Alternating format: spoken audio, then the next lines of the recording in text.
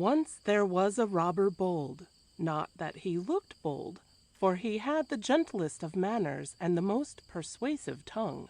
It was with a many manly shyness that he approached his victims, and his voice was very low and soft as he convinced them how greatly to their interest it would be to hand over their purses, so that many went on through the green forest paths with empty pockets, it is true, but with eyes full of tears of gratitude for the benefactor who had held them up. "Pray don't mention it," said the robber chief, as he deprecatingly thrust into his wallet the purses he had taken and heard the outpoured thanks. "It is nothing, nothing. You would have done as much for me at any time if you had—" He never finished his sentence, but the wistful admiration of the man with empty pockets always added the right clause, "if you had had the brains." Now the gentle robber, it need hardly be said, was highly successful in his chosen calling, or, as he put it, the holy saints had given him rich possessions. He had started out moderately in a remote corner of the forest, as became a young and unassuming retail cutpurse, but soon his domain extended from his own retired dell to the adjacent glade, and the merry outlaw who had prospered there gave up the business and became a scrivener's clerk. It was not long before the robber chief owned the whole forest. The title deeds, to be sure, belonged to the abbey, which lay in a fat green meadow at the edge of the wood. But the monks could not work the forest as the robber could, and whatever harvest of gold and of silver, of jewels, of rich cloths from the packs of merchants of the East was to be gathered there, this one man reaped in his own apologetic way, which always seemed to beg pardon of those who were despoiled for doing them so much good at one time. Soon the country round the forest was his, and yokel, franklin, and squire, Sir Bertram from the castle, and the prior from the abbey, began to render him accounts, and it came to pass that the bishop at the capital city, Merton, and the king upon his throne, and the strong nobles about him trembled at the robber's name, for the waves of his power flowed out until they met the waves of the sea. Dearly the gentle robber loved his work in all its aspects, and he was master of its least details. A brave fight with a sturdy yeoman going home from market with a half-year's gains was joy to him, and merry in his ears was the sound of the thwack, thwack, thwack of the oaken staves as they fell on head and shoulders. An encounter with a rich merchant's train brought him naught but exhilaration, and the deft, swift hand that emptied the pack and purse thrilled as it went about its chosen task. There was slow, sensuous pleasure in stripping off the garments of knight and of squire, and leaving their limbs uncovered to the cold. Daintiest amusement of all was the spoiling of widow and of orphan. Something of the ascetic lingered in the bosom of the robber chief, and rare and delicate was the task of emptying the scantily furnished larder, of carrying away the worn clothes, and the single jewel saved from the wreck of happier days. He found delight in feeling about his knees the clasp of the thin arms of the naked orphan as it wept for food, for genius knows no distinction of small and great, and yeoman and squire, knight and merchant, widow and orphan alike, thrilled him with a sense of his power, and through their cries sang in his ear the word success. In the course of time it came to pass that he became the chief support of the kingdom, which he had caused to totter as he swept its riches into his own bulging pockets. When he came to court, as he sometimes did, wearing grave apparel and showing a modest face, the king leaned lovingly upon him. Was he not financing the war with Benemer and causing a half-dozen universities, which had but lately come into fashion, to rise in different parts of the land. The bishop conferred weightily with him in quiet corners. Was he not building the great cathedral which was to be the glory of the city throughout coming ages? "Nay, nay, nay," said the bishop, waving a white jeweled hand as the chief began to divulge some of his larger plans. "Tell me not of thy wicked schemes. Thy methods I must condemn utterly, but if thou bringest me the money, well, I can at least see to it that it be not used for bad purposes. And, speaking of money, we need for the walls of the apse 100 bags of gold. Dost thou think thou could manage it?" "Ay," said the gentle robber, and that night he despoiled 9 men, killing 3 that resisted longest, for he was a great lover of Holy Church, and a devout believer, nor could she ask of him any service that he would not perform. Now the lust for gold is a strange thing. There be that gather it together into stockings, and go hungry and dirty to the day's end for gold, and that is the miser's lust. There be that win it, and spend it again freely for delicate food and fiery drink, and this is the sensualist's lust. There be that get it by cruel means, and scatter it abroad on church and hospital, and this is the philanthropist's lust, which possessed the robber chief. Gold and jewels were piled so high in his forest cave that he could not see out of its window, and he hardly knew whether winter snow or the shadow of flickering leaves lay on the ground. Nor could hungry church nor greedy halls of learning lessen his piles of treasure enough to let the sunlight in. Far on the edge of the kingdom to eastward lived blunt Sir Guy of Lamont, and his son and heir was a young squire, Louis by name, who had grown up much alone, wandering in the greenwood that circled the castle. Strong of arm and lusty he grew, yet cared not for the hunt, for he was friend to fox and hare, and the wild deer knew and loved him.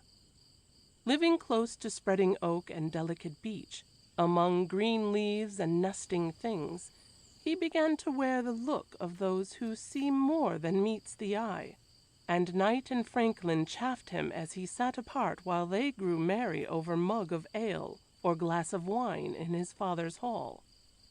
As he dreamed his dreams and thought his thoughts, rumors of the deeds of the robber chief floated to his ears, and he was sorely puzzled.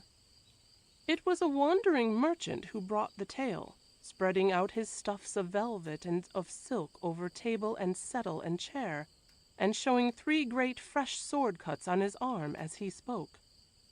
"Andrew, my brother, lost his head in the encounter, and it was severed by a single blow. But I escaped, though there be few that may." With that, he recounted all the tales that he had heard in his wanderings of the wrongdoing of this man, and they were many. Sir Guy listened with "Zounds!" and "'Sdeath!" but the youth said never a word of pity or of blame. Yet, when the storyteller had finished, he marveled at the lad's eyes. They were gray eyes, with lashes dark and long, and the look in them was as the look in the eyes of a gentle beast when he is hurt to the death. Then came to them the sudden fire of the avenger of misdeeds. "My hour has come to fight," said young Louis of Lamont to the great stag that licked his hand that evening in the forest as the sun went down in golden haze. "Men do not know this cruel wrong. I must go to tell them, and mayhap lead them forth with banner and with sword." Early the next morning, when all were making merry at the hunt, he set the face of his snow-white steed to westward, and rode down the long, green, leafy ways and across a great level plain toward the setting of the sun. In doublet and hose of scarlet, laced with gold thread, He was comely to see, with a white plume in his velvet cap, and thick hair of yellow clipped evenly at his neck, and on his face the beauty that shines out from a light within. All day he journeyed on, yearning to meet alone the robber chief, whom he pictured as a man brawny of arm and of evil countenance, wherein black brows hid the sinister eyes, and a black beard covered a cruel mouth. And the lad longed with the lusty strength of untried youth to measure swords with this terrible foe. That night a woman gave him shelter at a wayside hut, and told a tale of the chief that chilled the young man's blood. The next night, as he lodged at a hall, deeds yet more cruel were recounted to him, and ever as he came nearer the heart of the kingdom, he found the air more rife with tidings of the robber chief's ill doings.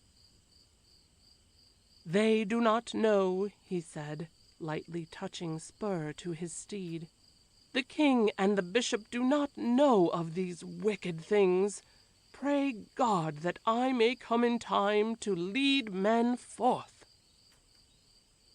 At the edge of a great forest he met one day a tired-looking man on a tired horse.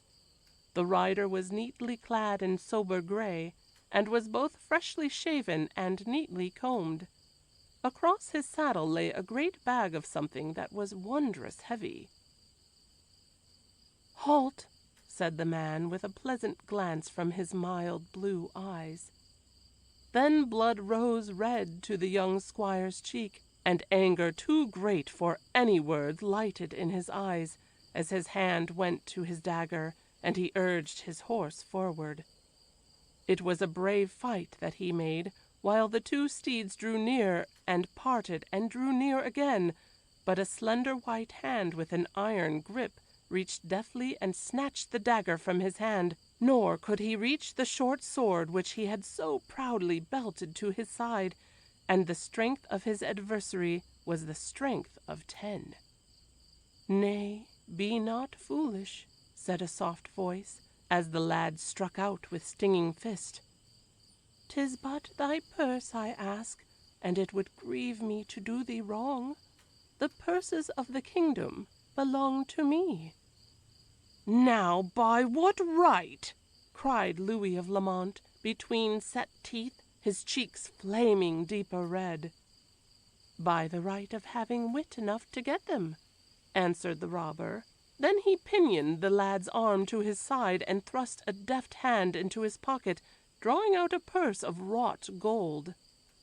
"It will be to thy best advantage if thou canst but see it that way," he said courteously. In the mind of the other the vision of dark, beetling brows and red, hairy cheeks was fading. Thou art the robber chief," he stammered. His adversary bowed. "It is thou who didst murder Baron Divon, and who didst starve the squire's daughter of Yverdon with her 7 children, and—" So great was his horror of the tales that flocked to his tongue that he failed to speak them, but a light as from the wings of the angel of judgment shone from his eyes and brow. "The question is not, 'Shall I take thy purse?'" the chief said gently. "I have it. The question is, how shall I dispose of it to the best advantage?" "It isn't that. I do not want the purse," said the young man scornfully. "But how canst thou traffic in crime?" "I have little time for talking," said the gentle robber, with a hurt look on his face. He was extremely sensitive to adverse criticism. "Now I must be off. This great bag of gold is for the orphan hospital at the Abbey.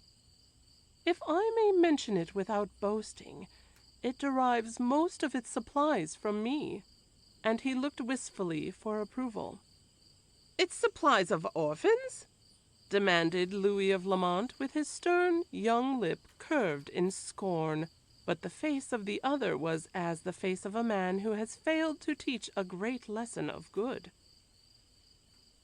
As the lad rode on through the forest, His head was bent as if a hand had struck it and had laid it low, but coming into the open, he saw far off across the valley the spires of the capital city, Merton, and its many red roofs gleaming by the blue river, and his heart throbbed within him for thankfulness and joy.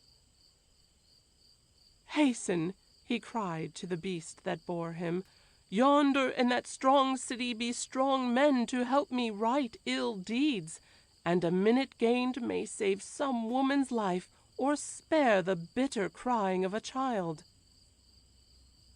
His eyes were filled with a vision of the knights that would go out with him to war for the night, with the wavering of plumes and the flaming of banners, in their hearts the anger of God for cruel wrong, and a yearning for coming combat tugged at the muscles of shoulder and of arm.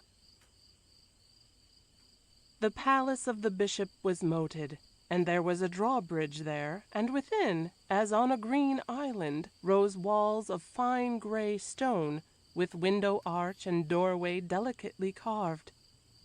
There was one at hand who took his steed, and one who led the way for him, and anon he found himself in a sunlit chamber where the bishop stood looking out upon the great cathedral which was rising stone by stone, with its blue-clad workmen standing against a bluer sky.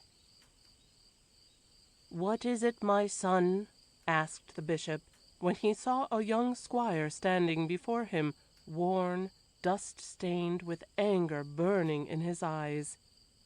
"Sire," said the guest, bending low, "I have hasted thither to tell thee of great wrongs." "They shall be redressed," said the bishop, laying his hand upon the lad's head.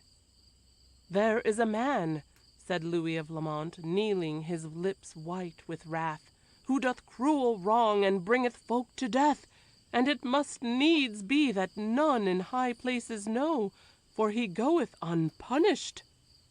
"He shall be found and placed in my lowest dungeon," said the bishop fiercely. "Now tell me what he hath done."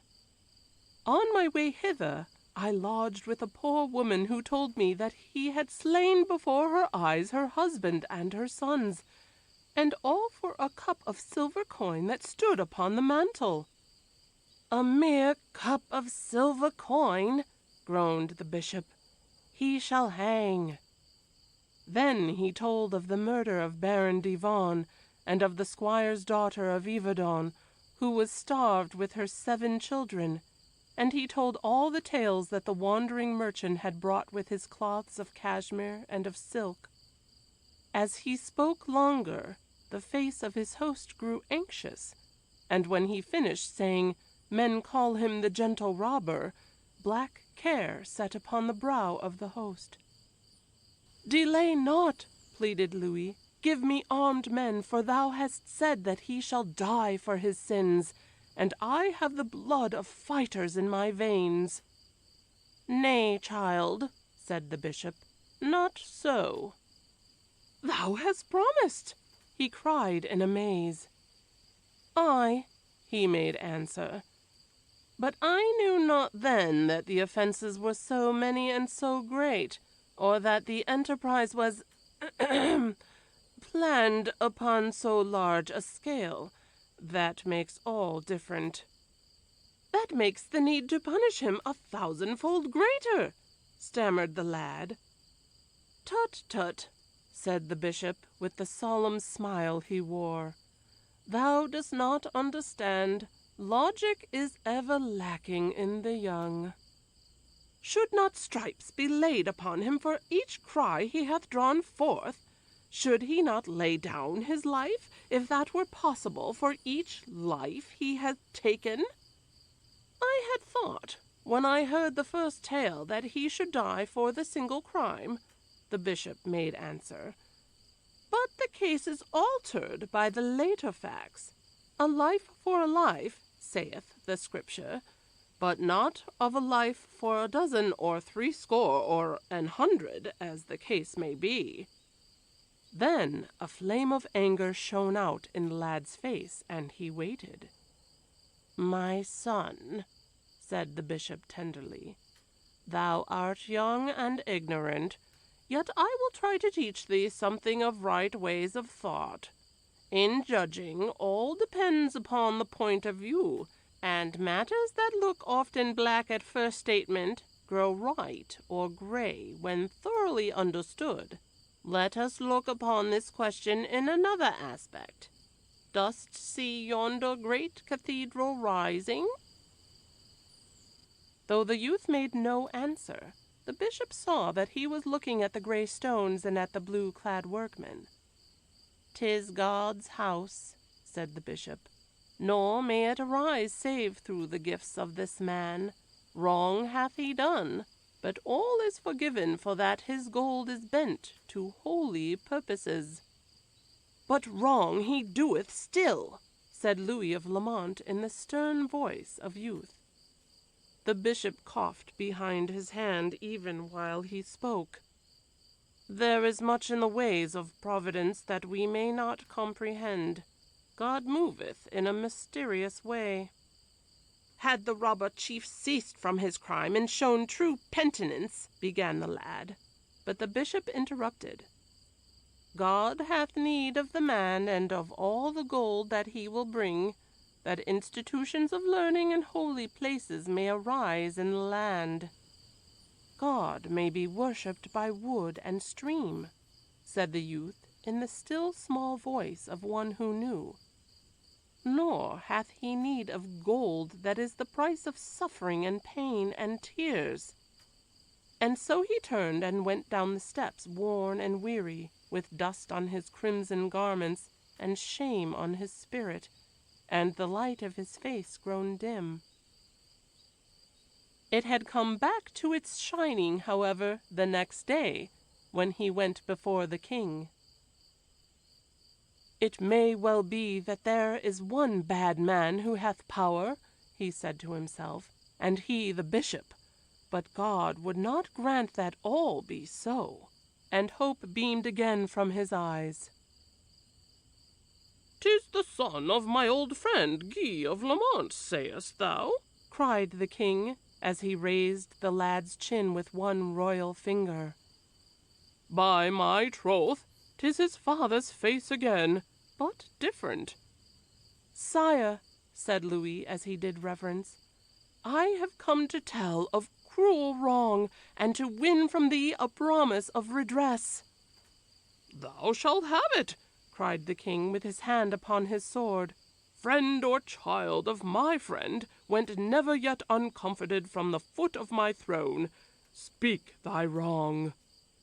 Then the youth told him all that he had told the bishop, and added thereto other tales, and hope shone sternly in his eyes. "Send forth with me a band of thy men-at-arms," prayed the suppliant. "Even now, perchance, are orphans made that might have grown tall in happiness, save for this man's lust for gold." Then the king looked about, and his face grew dark with anger, for some half smiled and hid their smiles as best they could with jeweled hand or velvet sleeve. Some showed fear at seeing this thing, which was not breathed at court, boldly brought to light. "Boy," said the king sternly, "hast no respect for them that be appointed to sit in high places, nor awe before an anointed king?" "Yea, sire," answered Louis, marveling.